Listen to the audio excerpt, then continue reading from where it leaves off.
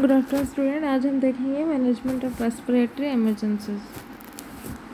तो first of all हम देखेंगे रेस्पिरेटरी इमरजेंसी और medical emergency characterize by difficulty in breathing और इनएबिलिटी टू ब्रीथ। तो रेस्पिरेटरी इमरजेंसी क्या है? एक मेडिकल इमरजेंसी है जिसमें क्या होता है, पर्सन को डिफ़िकल्टी होती है ब्रीदिंग में और पर्सन क्या रहता है, अनेबल होता है टू ब्रीथ। ठीक है। In such emergency patient take frequent swallowing और इरेगुलर और स्लो ब्रीथ। ठीक है। तो इसमें क्या करता है, पेशेंट जो रहता है फ्रीक्वेंट शैलो, ठीक है, फ्रीक्वेंट शैलो ब्रीथ करता है और क्या करता है, इरेगुलर और स्लो ब्रीथ करता है। Immediate medical help hospitalization required होता है क्योंकि पेशेंट को ब्रीदिंग प्रॉब्लम होता है, इसलिए इसको इमीडिएट हेल्प चाहिए होता है, जिससे हम पेशेंट को क्या करते हैं, हॉस्पिटलाइज करते हैं।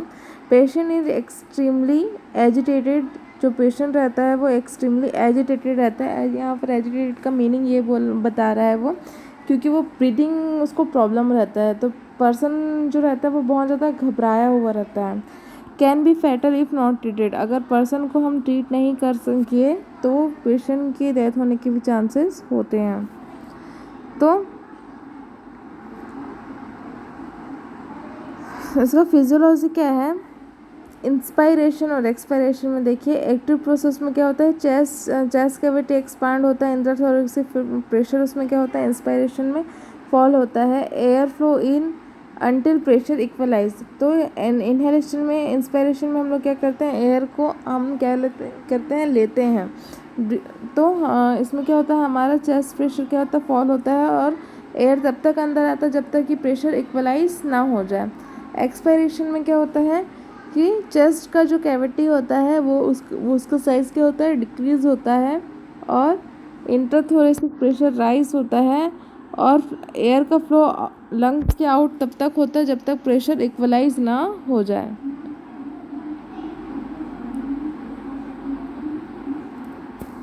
फिर इसमें से ये डायग्राम में ये बता रहा है मेडिकल रेस्पिरेटरी इमरजेंसी में कि इसका परसेंटेज बता रहा है कि कौन कौन से डिजीज़ के कितने कितने परसेंटेज है जिसके कारण रेस्पिरेटरी इमरजेंसीज होती हैं।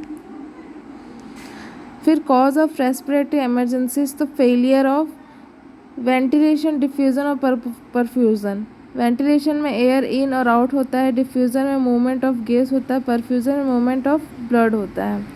Relieved by epinephrine based medication such as beta two agonist, albuterol और terbutaline, compounded by inflammation mucus production.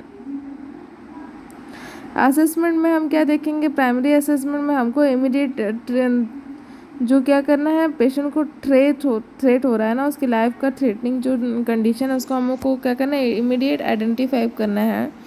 Patient of any age who are talking and crying have a patent airway while presence of snoring और gargling by may indicate potential problem with airway. अगर patient बात कर रहा है और cry कर रहा है उस समय अगर हमको, जैसे आपने किसी सर्दी वाले को बात करते हुए सुना है तो उनके में एक अलग से गड़गड़ाहट हमको महसूस होती है, तो उस टाइप का अगर पेशेंट के में गड़गड़ाहट और स्नोरिंग इंडिकेट कर रहा है तो हमको क्या करना है, पेशेंट के एयरवे को क्लीन करना है। अगर पेशेंट अनकॉन्शियस है तो patient who speak only 2 to 3 word and pause to take breath show sign of respiratory distress। जो पेशेंट रहेगा वो 2 से 3 वर्ड बोलने के बाद क्या करता है, वो रुक जाता है क्योंकि वो ब्रीथ लेता है उसको, क्योंकि ब्रीदिंग प्रॉब्लम हो रही है, वो थकान से महसूस करता है 2-3 वर्ड बोलने के बाद, तो उसको हम आइडेंटिफाई कर सकते हैं कि पेशेंट को रेस्पिरेटरी डिस्ट्रेस हो सकता है। Use of accessory muscles of respiration is also sign of respiratory distress. फिर उसके बाद जो पेशेंट रहता है वो एसेसरी मसल्स का यूज़ करता है ड्यूरिंग रेस्पिरेशन, ये भी क्या होता है, हमारा रेस्पिरेटरी डिस्ट्रेस। एसेसरी मसल्स मतलब हमारे मोस्ट ऑफ रेस्पिरेशन में हमारी कौन सी मसल्स इन्वॉल्व रहते हैं, हमारे इंटरकॉस्टल मसल, डायफ्राम, ये सारे इन्वॉल्व रहते हैं। पर इसके अलावा अगर वो एब्डोमिनल मसल्स का भी यूज़ कर रहा है ठीक है। स्टेनोक्लोडाइट मसल्स का ये सारी मसल्स का अगर वो यूज़ कर रहा है, ये सारे मसल्स का यूज़ तब करते हैं जब हम डीप रेस्पिरेशन करते हैं, ठीक है। तो जब वो ऐसे सारे मसल्स का यूज़ कर रहा है तो हम आइडेंटिफाई करेंगे कि पेशेंट को रेस्पिरेटरी डिस्ट्रेस है। Altered mental status, asymmetrical movement of chest suggest of respiratory problem. Secondary assessment में हम देखेंगे पेशेंट का, हम रिसेंट ट्रॉमा देखेंगे, उसका फूड इनटेक और ड्रिंकिंग पैटर्न देखेंगे, कुछ वेदर से रिलेटेड प्रॉब्लम तो नहीं है पेशेंट को, ये देखेंगे, कुछ एलर्जिक और एनाफाइलेक्सिस रिएक्शन तो नहीं हो रहा पेशेंट को, हम सब ये देखेंगे। फिजिकल एग्जामिनेशन में हम पेशेंट का ट्रॉमा देखेंगे, पेशेंट को कुछ ट्रॉमा तो नहीं हुआ है, स्किन का कलर देखेंगे, ऑक्सीजन स्टेटस देखेंगे, रेस्पिरेटरी रेट काउंट करेंगे हम लोग। फिर उसके बाद हम देखेंगे एसेसरी मसल्स का कितना यूज़ कर रहा है, इंटरकॉस्टल मसल, नेज़ल फ्लैरिंग देखेंगे। नेज़ल फ्लैरिंग में आप इमेज सर्च करके देखिएगा नेज़ल फ्लैरिंग गूगल्स में, तो आपको समझ में आएगा। ये ओनली डिस्ट्रेस वाला जो पेशेंट रहता है वो क्या करता है, ये वाला जो सिम्टम्स है वो शो करता है। ग्रंटिंग बच्चों में होता है, अगर बच्चे रेस्पिरेटरी डिस्ट्रेस वाला तो वो ग्रंटिंग थोड़ा वो जैसे हम मुंह बंद करके जो आवाज़ निकालते हैं ना करके, इस टाइप का वो क्या करता है बच्चे में, रेस्पिरेटरी डिस्ट्रेस वाले बच्चे जो रहते हैं वो शो करते हैं, उसे हम बोलते हैं ग्रंटिंग। इंडिकेट रेस्पिरेटरी डिस्ट्रेस, अस्कल्टेट करेंगे हम, स्टेथो से सुनेंगे कोई हार्श साउंड तो नहीं आ रहा है, लंग्स में एयर का मूवमेंट हम सुनते हैं। पैल्पेट करेंगे लंग एरिया को, movement of air over lung with the back of your hand. Various respiratory emergency और कौन कौन से होते हैं, तो स्टेटस एस्थमेटिकस होता है, एक्यूट एक्सर्बेशन ऑफ COPD होता है, एक्यूट रेस्पिरेटरी डिस्ट्रेस सिंड्रोम होता है, एक्यूट पल्मोनरी एडिमा होता है, एक्यूट पल्मोनरी इम्बोलिज्म होता है, pulmonary hypertension in newborn adult होता है, एक्यूट मॉन्टन सिकनेस होता है, डिकम्प्रेशन सिंड्रोम होता है, एक्यूट रेस्पिरेटरी फेलियर होता है, टेंशन हिमोथोरेक्स होता है, रेस्पिरेटरी एसिडोसिस और एस्पिरेशन निमोनिया, ये सारे क्या है, रेस्पिरेटरी इमरजेंसीज हैं।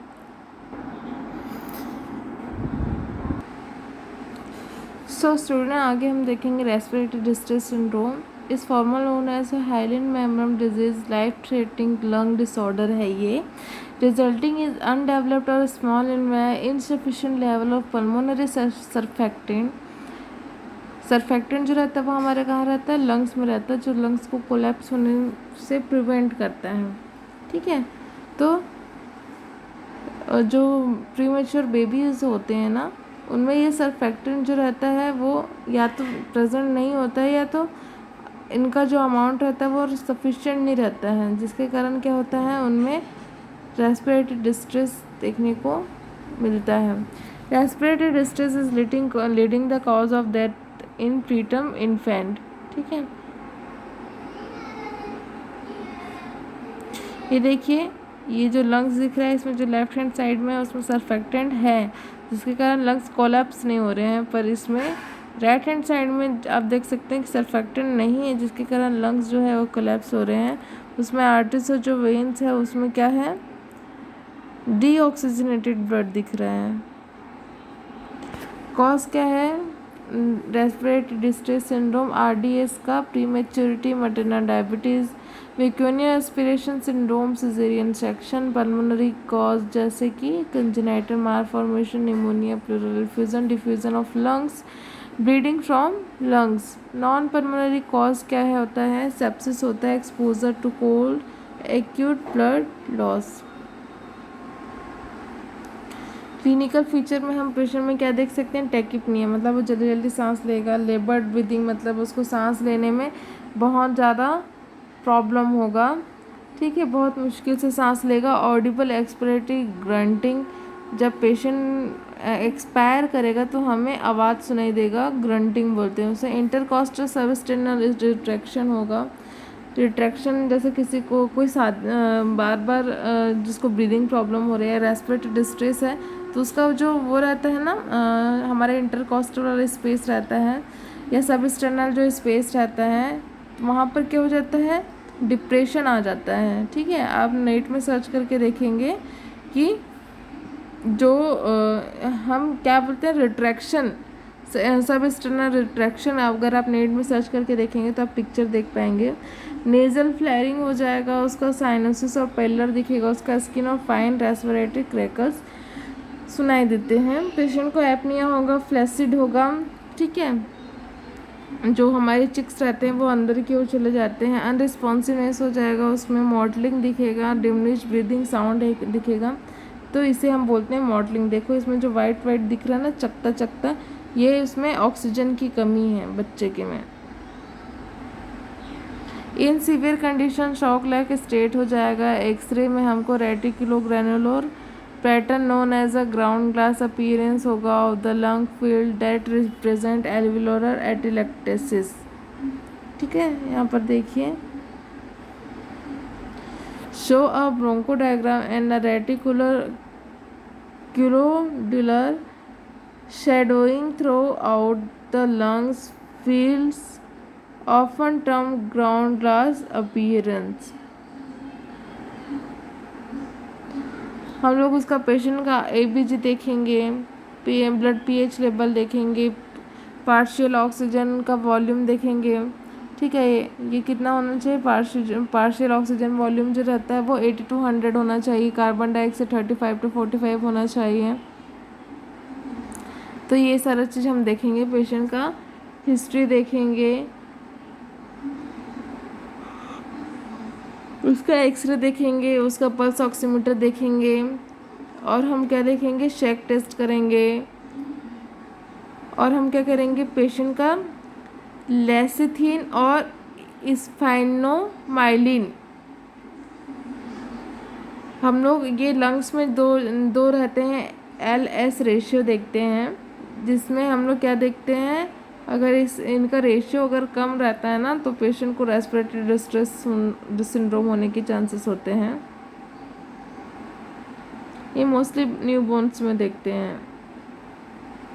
मैनेजमेंट में बच्चों को हम क्या करेंगे, इंटेंसिव केयर यूनिट में रखेंगे, वार्म इंक्यूबेटर में रखेंगे। उनका जो बॉडी टेम्परेचर है वो 36.5 डिग्री सेंटीग्रेड से अब थोड़ा मेंटेन करके रखेंगे। ऑक्सीजन एडमिनिस्टर करेंगे पेशेंट को, 50 to 90 mm of Hg is given, ठीक है। Oxygen saturation blood can not be maintain at satisfactory level and carbon dioxide level rise, infant will require a ventilator support. फिर हम लोग क्या करेंगे, पेशेंट का partial oxygen level, partial carbon dioxide level, blood pH, ABG, ये सारा चीज़ क्या करेंगे, एनालिसिस करेंगे according to physician prescription. Ventilator support में रखेंगे पेशेंट को।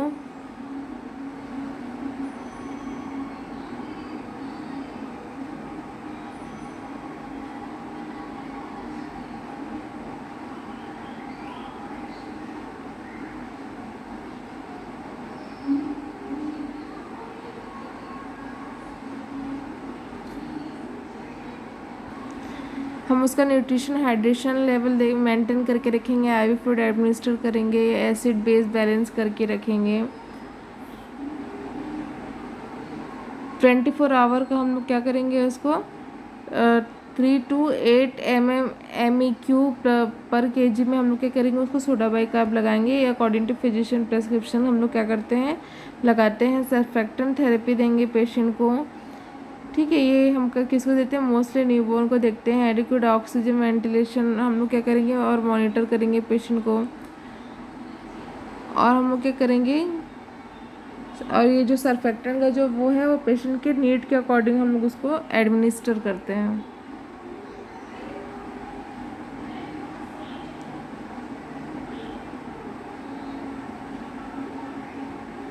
ब्लड गैस एनालिसिस करेंगे with in 15 to 20 minute of the dose, and ventilator setting should be weaned appropriately to minimize the risk of pneumothorax. A chest radiograph should be checked both 1 hour and 4 to 6 hours after the initial dose to avoid hyperinflammation. Administer करेंगे vitamin ई।